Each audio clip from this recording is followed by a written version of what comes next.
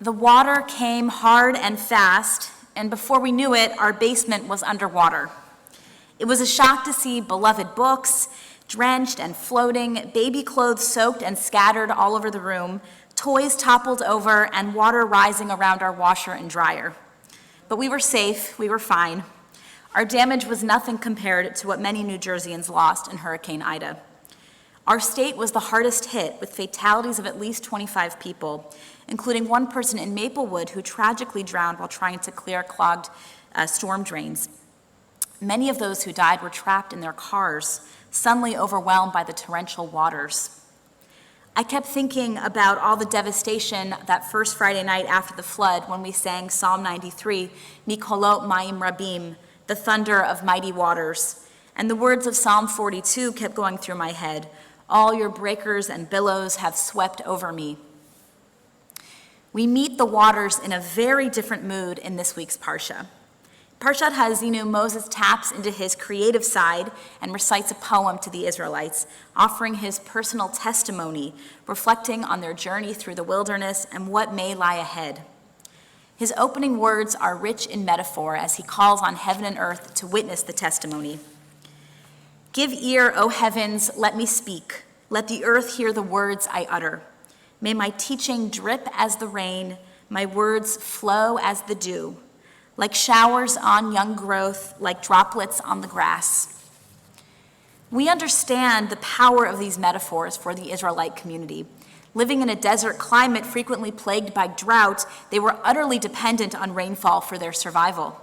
Thus, Moses expresses the hope that his words will be received as rain is received, welcomed with joy and gratitude, and the wish that his people will see his words of Torah as precious water, essential to life. All this is clear. But why does Moses mention dew as well as rain?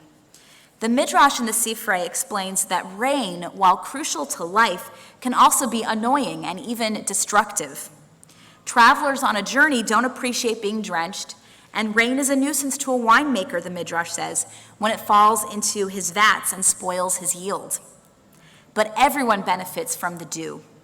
Hakol smechim bo, the text says, everyone rejoices in it. Its crystalline drops bring needed moisture to the plants, but without disturbing anyone. Rain makes a big splash for good or for evil.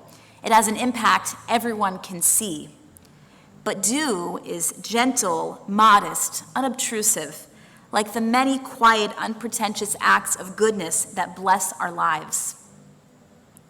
This image of the dew reminds me of the beautiful last words of George Eliot's Middlemarch, describing the heroine of the novel, a young woman named Dorothea.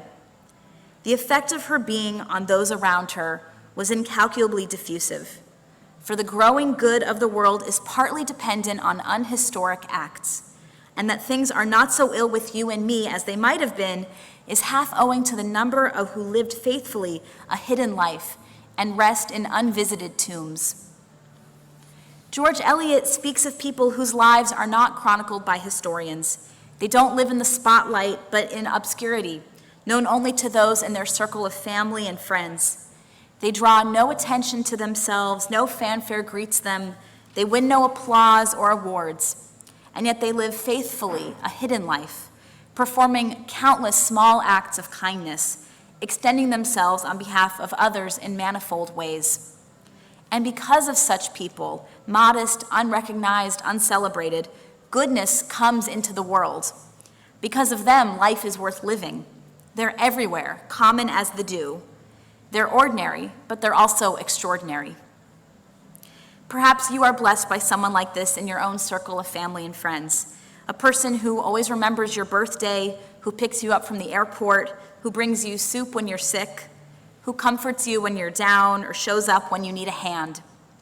Someone who shows you in 1,000 quiet ways that you're loved and appreciated. Every day, this congregation is made more beautiful by people who embody this kind of quiet goodness. We appreciate them especially when we're overwhelmed by a challenging experience like the recent flood. Their support helps us come through all manners of difficulties. But we should appreciate them also when the sun shines and all is peaceful, when we're sitting in our sukkah enjoying a quiet afternoon, surrounded by the fruits of the season. The harvest festival of Sukkot reminds us how deeply we are blessed by simple gifts. It teaches us that our life is made profoundly better, not by material things, but by love and loyalty, friendship and kindness. May my teaching drip as the rain, my words flow as the dew.